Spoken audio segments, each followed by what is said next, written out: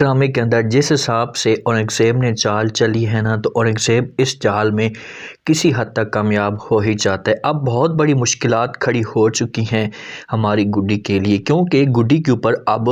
बुरे तरीके से जो इल्ज़ाम लगेंगे और इसे ब्लैकमेल करने की कोशिश की जाएगी और आखिरकार ये बेचारी ब्लैकमेलिंग में भी आ जाएगी। लेकिन इन लोगों को इस बात का नहीं पता कि भाई गुड्डी की जो स्वीटी हेल्प करती है ना, कोई भी ऐसा इसकी हेल्प नहीं कर सकता। आने वाले साथ में आप लोगों को दिखाया जाएगा कि जिस हिसाब से गुड्डी को अगवा किया गया, उसके बाद जब वो जैसी वहाँ पर जब वो पहुँचती है हमारी स्वीटी और इन दोनों को छुड़वा कर लेकर आती है, तो इस मामले पे शाज़िया को और सबको मौका मिल जाता है और ये बातें करना शुरू कर देते हैं। शाज़िया अपने हस्बैंड के साथ बात करती है, इसे कहती है कि मैं तो यही कहती हूँ कि हम किसी भी तरह से गुड्डी को अपने घर में लेकर आ जाते हैं, क्योंकि मुझे पूरा यकीन है कि ये लोग इस गेम के अंदर मुलविस होंगे। जब औरंगज़ेब इस की बातें सुनता है तो ये मुस्कुरा रहा होता है, इसके चेहरे के ऊपर किसी किस्म की कोई परेशानी तक नहीं होती कि भाई इसे कोई परेशानी है या ये कोई बात करना चाहता है, कोई भी ऐसी बात नहीं। आगे से शाज़िया को जवाब देता है, शाज़िया को कहता है कि भाई आपको परेशान होने की कोई भी ज़रूरत नहीं है,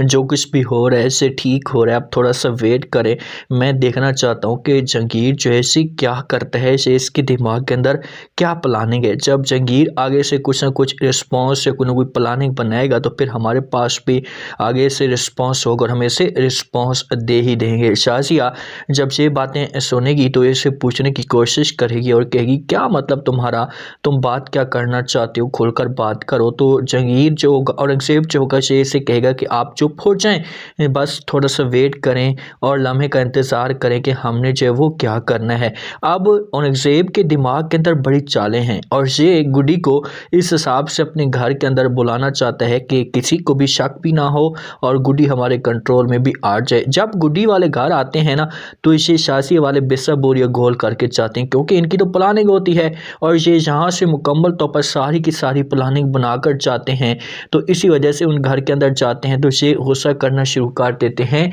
इशरत के ऊपर, इशरत को बातें सुनाते हैं और आगे से इशरत भी इनको जवाब तो देती है, वो भी चुप तो नहीं बैठती कि भाई आप लोग कैसी बातें कर रहे हैं, मेरा बेटा भी तो अगवा हुआ है। क्योंकि शाज़िया वाले ये प्लान बनाकर गए थे कि हम गुड्डी को वापस लेकर आएंगे, तो इसी वजह से इशरत इनकार कर देती है और कहती है कि गुड्डी को आप वापस तो लेकर जा रहे हो, क्या हम लोगों ने ये सब कुछ करवाया है जो आप लोगों का इस हिसाब से रिस्पॉन्स आ रहा है? हमने ऐसा कुछ भी नहीं करवाया, प्लीज़ आप हमारे ऊपर ऐसा इल्ज़ाम मत लगाएं, मेरा बेटा भी तो अगवा हुआ है, मेरे बेटे के साथ भी तो ऐसा हुआ है। तो इशरत वहाँ पर ड्रामे करने लगती है, इनको बातें सुनाती है और कहती है कि देखो इशरत, आप ऐसे रो रही हैं, आप ऐसे जो है हमें नाटक दिखा रही हैं कि सिर्फ और सिर्फ आपका बेटा अगवा हुआ है, गुड्डी के साथ भी तो ऐसा हुआ है, गुड्डी की आंखों के अंदर आंसू देखें, बस हम ऐसा करना चाहते हैं कि गुड्डी को अपने साथ लेकर जाना चाहते हैं, वहाँ पर इसे कुछ रखेंगे, इसकी परेशानियाँ दूर होंगी। तो ये बातें जब इशरत सुनती है तो इनकार कर देती है, लेकिन बीच में जंगीर बोल पड़ता है और समझाने की कोशिश करता है और कहते हैं कि देखें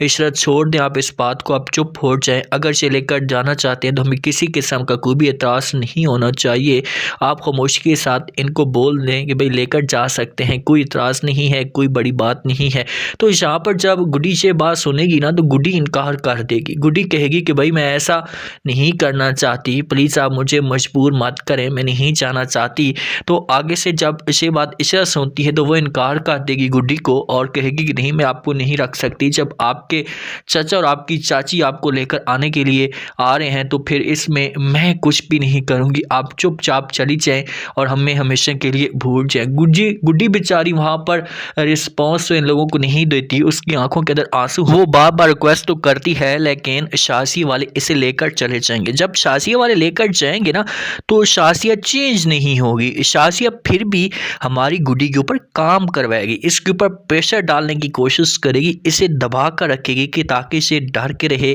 खौफज़दा रहे और हमारी जो बात हो इसे ऐसा ऐसा माना शुरू कर दे। ये सबसे पहली जो बात होंगे इसे मनवाएंगे हमारी गुड्डी से ये कि भाई आप ऐसा करें कि ये जो जायदाद है ये आप हमें दे दें, हमारे नाम कर दें, क्योंकि हम बहुत ज़्यादा आपके सारे के सारे जवाब दे हैं, आपके लिए काम कर रहे हैं। तो जंगीर जब प्यार से गुड्डी को समझाएगा तो गुड्डी इसकी बातों में आ जाएगी और ये सब कुछ इनके नाम कर देगी, और जब नाम करेगी तो उसके बाद फिर हमारा औरंगज़ेब औरंगज़ेब असली चेहरा दिखाएगा और फिर गुड्डी के ऊपर जुल्म करेगा। आप लोगों को क्या लगता है कि गुड्डी के साथ क्या कुछ हो सकता है? गुड्डी अपने आप को इस मुश्किलात से कैसे निकालेगी? क्या स्वीटी को गुड्डी से छीना भी जा सकता है? ऐसा नहीं, लास्ट में बताना है। और जो अब जंगीर जो सोच कर बैठा हुआ है, जंगीर के दिमाग के अंदर क्या बातें चल रही हैं, क्या जंगीर अपना जो बदला है लेने की कोशिश करेगा? लास्ट में फीडबैक दें और सब्सक्राइब भी लास्ट में कर दें।